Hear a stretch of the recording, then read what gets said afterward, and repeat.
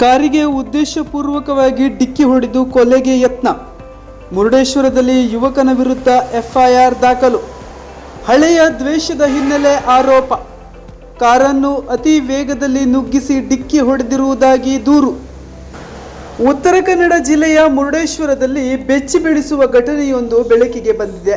ಹಳೆಯ ದ್ವೇಷದ ಹಿನ್ನೆಲೆಯಲ್ಲಿ ಕಾರನ್ನು ಉದ್ದೇಶಪೂರ್ವಕವಾಗಿ ಡಿಕ್ಕಿ ಹೊಡೆಸಿ ಜೀವ ತೆಗೆಯಲು ಯತ್ನಿಸಿದ ಆರೋಪದಡಿ ಯುವಕನ ವಿರುದ್ಧ ಮುರುಡೇಶ್ವರ ಪೊಲೀಸ್ ಠಾಣೆಯಲ್ಲಿ ಎಫ್ಐಆರ್ ದಾಖಲಾಗಿದೆ.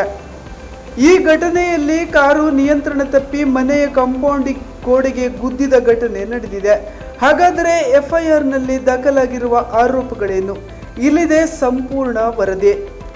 ಮುರುಡೇಶ್ವರ ಪೊಲೀಸ್ ಠಾಣೆಯಲ್ಲಿ ದಾಖಲಾಗಿರುವ ಎಫ್ಐಆರ್ ಪ್ರಕಾರ ಜುಲೈ 3ರಂದು ಮಧ್ಯಾಹ್ನ ಸುಮಾರು 2:30 ಗಂಟೆಗೆ ದೂರುದಾರ ಗಣೇಶ್ ಜಯಂತ್ ನಾಯ್ಕ್ ತಮ್ಮ ಕಾರಿನಲ್ಲಿ ಬ್ಯಾಂಕ್ ಕೆಲಸಕ್ಕಾಗಿ ಬಸ್ತಿ ರಸ್ತೆಯ ಮೂಲಕ ಮುರುಡೇಶ್ವರ ಕಡೆಗೆ ತೆರಳುತ್ತಿದ್ದರು. ಈ ವೇಳೆ PNEO ಶೋರೂಮ್ ಸಮೀಪ ಆರೋಪಿ ಋತಿಕ್ ಮಂಜುನಾಥ್ ನಾಯ್ಕ್ ತನ್ನ ಕಾರಿನಲ್ಲಿ ಬಂದಿದ್ದು ಹಳೆಯ ದ್ವೇಷದ ಹಿನ್ನೆಲೆಯಲ್ಲಿ ಉದ್ದೇಶಪೂರ್ವಕವಾಗಿ ದೂರುದಾರರ ಕಾರಿನ ಕಡೆ ಅತಿ ವೇಗದಲ್ಲಿ ನುಗ್ಗಿಸಿದನೆಂದು ಎಫ್ಐಆರ್ನಲ್ಲಿ ಆರೋಪಿಸಲಾಗಿದೆ.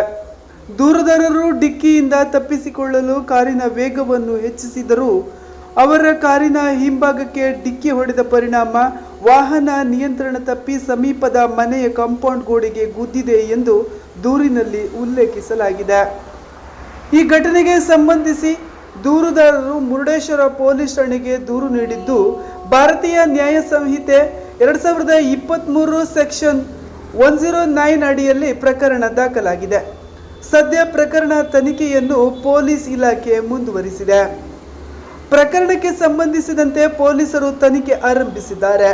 ಎಫ್ಐಆರ್ನಲ್ಲಿ ದಾಖಲಾದ ಆರೋಪಗಳ ಸತ್ಯಾಸತ್ಯತೆ ತನಿಖೆ ಮತ್ತು ನ್ಯಾಯಾಲಯದ ವಿಚಾರಣೆಯ ನಂತರವೇ ಸ್ಪಷ್ಟವಾಗಲಿದೆ.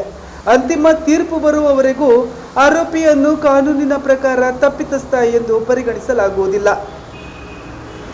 ಕರಾವಳಿ ಸಮಾಚಾರ ನ್ಯೂಸ್ ಬ್ಯೂರೋ.